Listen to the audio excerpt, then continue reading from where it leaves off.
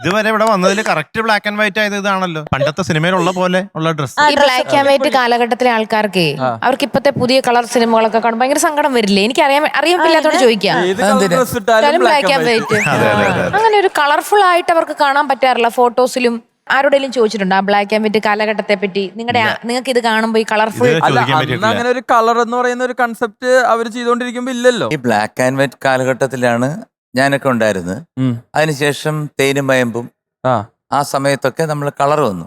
നമുക്ക് ഭയങ്കര സന്തോഷമായിരുന്നു. കാരണം വെച്ച് കഴിഞ്ഞാൽ ബ്ലാക്ക് ആൻഡ് വൈറ്റിൽ നിന്ന് മാറിയിട്ട് കളർ വരുമ്പോഴത്തേക്ക് അത് ഈസ്റ്റ് മാൻ എന്ന് പറഞ്ഞ ഓർവോ ഈസ്റ്റ് മാൻ എന്നുള്ള ഇതുണ്ടായിരുന്നു. അത് കഴിഞ്ഞാണ് പിന്നെ ഓരോന്ന് മാറി മാറി മാറി ഈ ഡിജിറ്റൽ യുഗം വന്നിട്ട് ഇപ്പം അതിന്റെ എക്സ്ട്രീമിൽ എത്തി നിൽക്കുകയാണ്.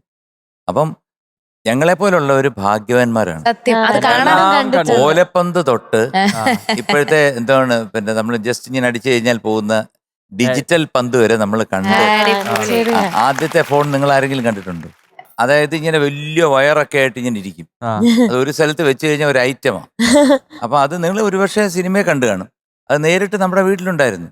അതിന് 4 നമ്പറേ ഉള്ളൂ. 4 നമ്പർ. അങ്ങനെ അതിനുശേഷം അത് മാറി കോഡ്ലെസ്.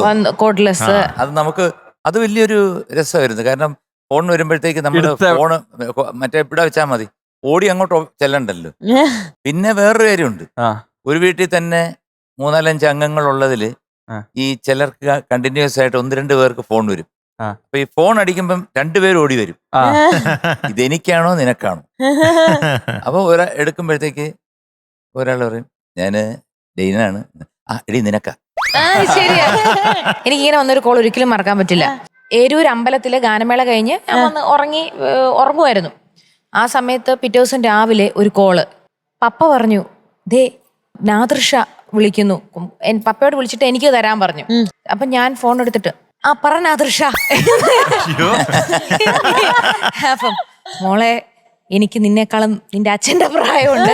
എന്നെ ഒന്നെങ്കിൽ ചേട്ടാ അല്ലെങ്കിൽ സാറേ ഏതെങ്കിലും വിളിക്ക്. സാറേ പറ സാറേ. പിന്നെ അതേപോലെ തന്നെ ഒരു വീട്ടിൽ തന്നെ 2 ലാൻഡ് ഫോൺ ഉണ്ടാവും. അപ്പൊ നമ്മൾ ഒരെണ്ണം എടുക്കും, അപ്പുറത്ത് വേറെ അതേ ആളെടുക്കും, കേട്ടോണ്ടിരിക്കും. മാത്രമല്ല നമ്മൾ സംസാരിക്കുന്ന എക്സ്ചേഞ്ച് കേൾക്കും. അതെ. നമ്മള് ഇപ്പൊ രാത്രിയില് ഒരു 10 മണി തൊട്ട് 11 മണി വരെ നമ്മളൊരു ഫോൺ എടുത്ത് വെച്ച് ഒരു ആളുമായിട്ട് സംസാരിക്കുകയാണ്. ഇത് എക്സ്ചേഞ്ചുകാർക്ക് സുഖമായിട്ട് കേൾക്കാൻ പറ്റും, റെക്കോർഡിങ് ചെയ്യാം. ആ യുഗത്തിൽ നിന്ന് നമ്മൾ ഇവിടെ എത്തിയത്. ഫ്ലവേഴ്സ് ഒരുക്കുന്ന കാഴ്ച വസന്തം യൂട്യൂബിൽ പ്രേക്ഷകർക്ക് ലൈവായി കാണാം. ഫ്ലവേഴ്സ് കോമഡിയിൽ ജോയിൻ ചെയ്യൂ, ആസ്വദിക്കൂ.